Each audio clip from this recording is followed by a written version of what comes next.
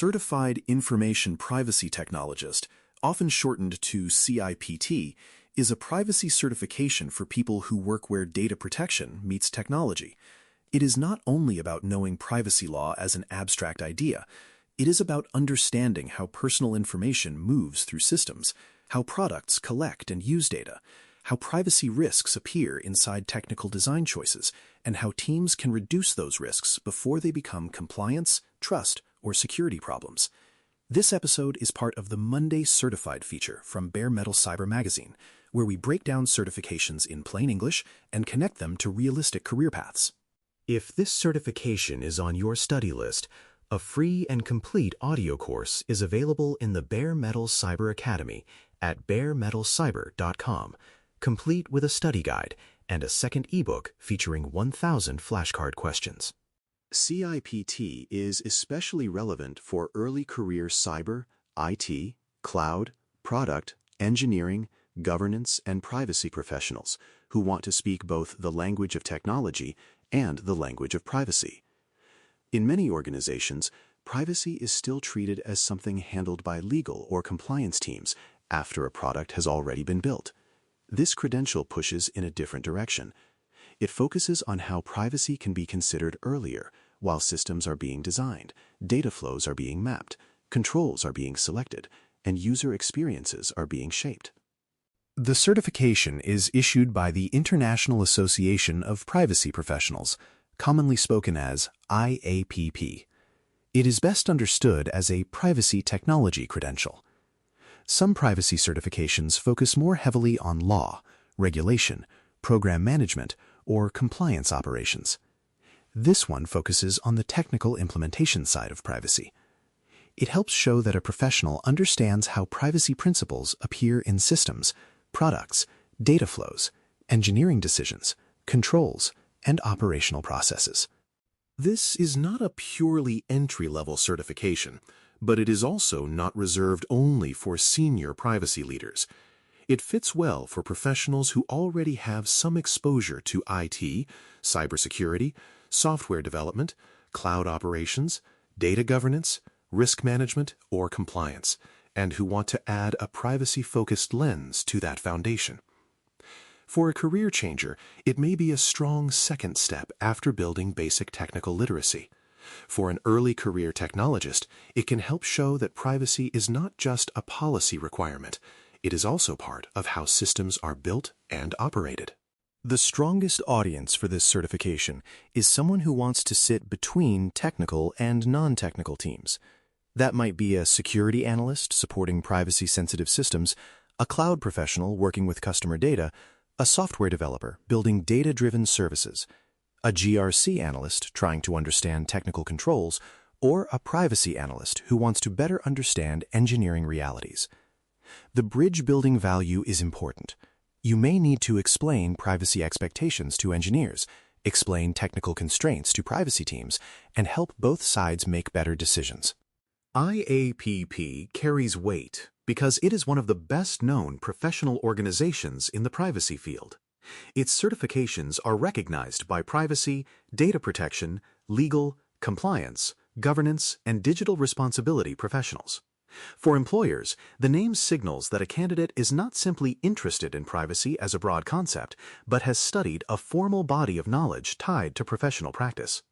CIPT sits inside a larger certification ecosystem that includes privacy law, privacy program management, privacy technology, and related areas of data responsibility.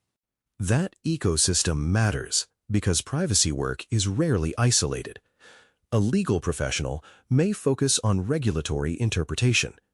A program leader may focus on building and operating a privacy program.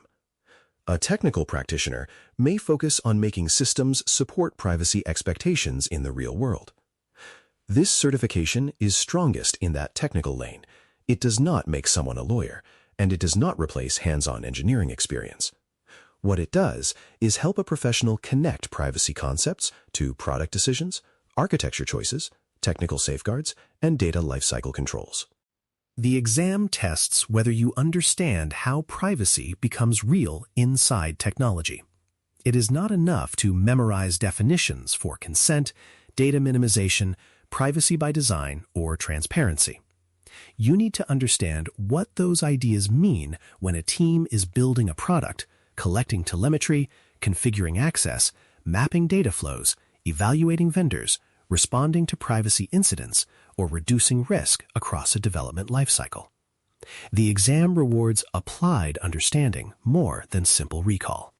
In plain English, the exam asks whether you can identify privacy risks in a system or process, connect privacy principles to technical controls, evaluate collection and retention practices, understand user choice and transparency, and support privacy by design across product and engineering work.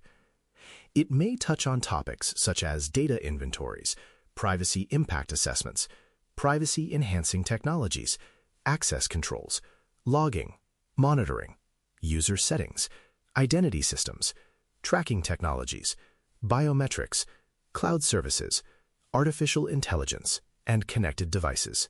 The kind of thinking the exam rewards is practical judgment.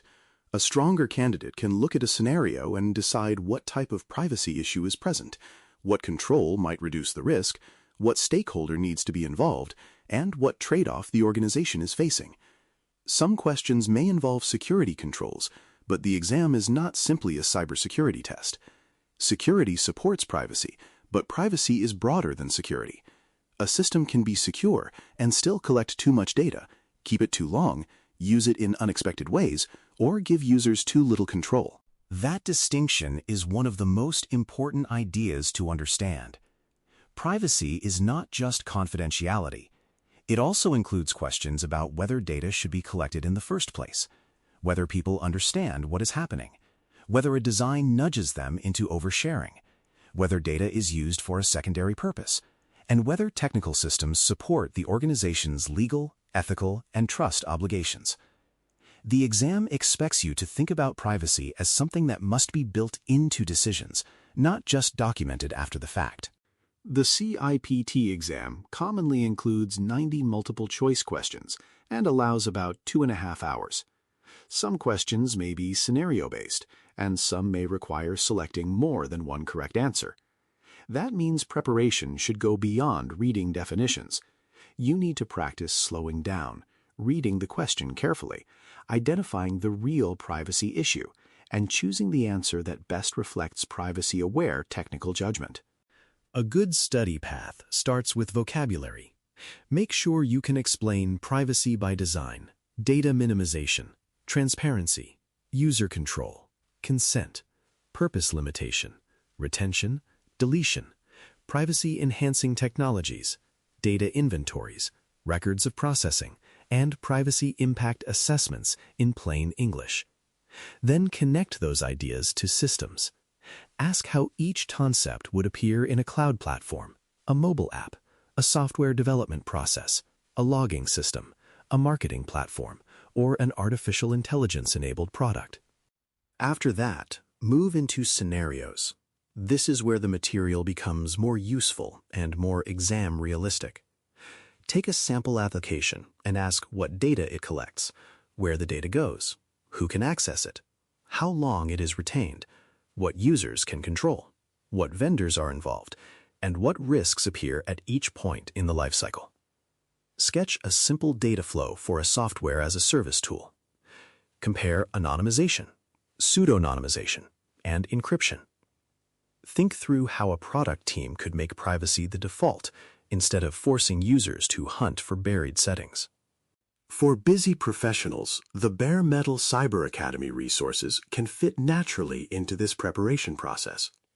The free audio course can help you build familiarity during commutes, walks, or routine downtime. The study guide can support deeper reading when you need structure and explanation. The flashcards ebook can help with quick review, especially for terms, privacy-enhancing techniques, governance concepts, and domain recall.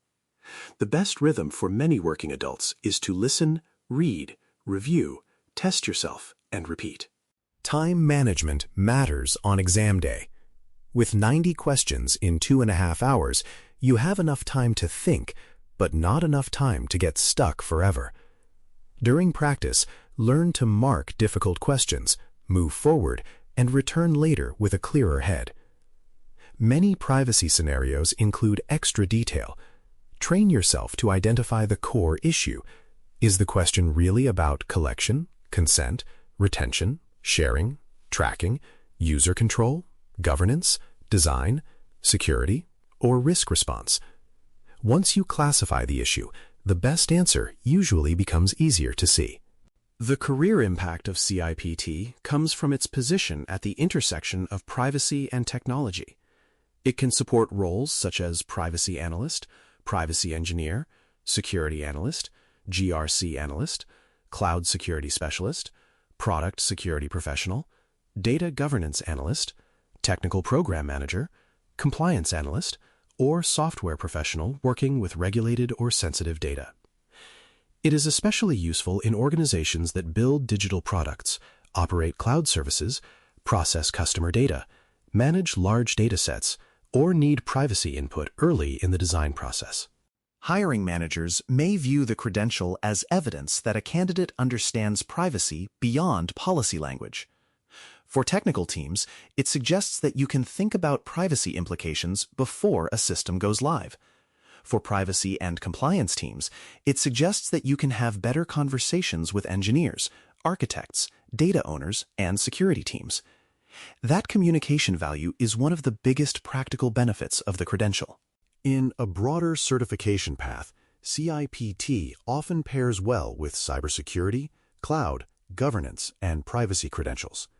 Someone might start with Security Plus, Network Plus, or a Cloud Fundamentals certification, then move towards CIPT to specialize in privacy technology. A privacy professional might pair it with CIPP or CIPM to show both policy and implementation awareness. A security or GRC professional might later add cloud security, risk management, audit, or artificial intelligence governance credentials depending on their career goals. It is also worth knowing when this credential may not be the best first choice. If your main interest is privacy law or jurisdiction-specific regulation, another privacy credential may fit better. If your goal is running a privacy program, privacy management may be a stronger focus.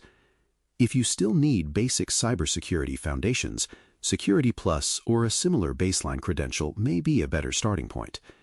If you want deep cloud implementation skills, a vendor-specific cloud security certification may be more directly aligned. CIPT is strongest when your goal is the technical implementation of privacy in real systems. The best reason to pursue this certification is not just to add another line to a resume. It is to become more useful in conversations where privacy, security, product design, data governance, and engineering all overlap.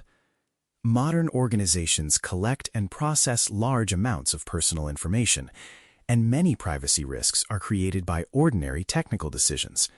CIPT helps you see those decisions more clearly and gives you a framework for reducing risk before it becomes harder and more expensive to fix. CIPT makes the most sense for professionals who want to work where privacy, technology, security, product design, and data governance meet. It is a strong fit once you have enough technical context to understand how systems collect, process, store, share, and protect personal information. For early career professionals, it can be a valuable differentiator because it shows that you are thinking beyond checklists and into design decisions. If this certification fits your path, the Bare Metal Cyber Academy resources can give you a structured and flexible way to prepare while keeping the focus on how privacy works in the real world. Thanks for listening. For more audio courses, daily newsletters, and more, please visit baremetalcyber.com.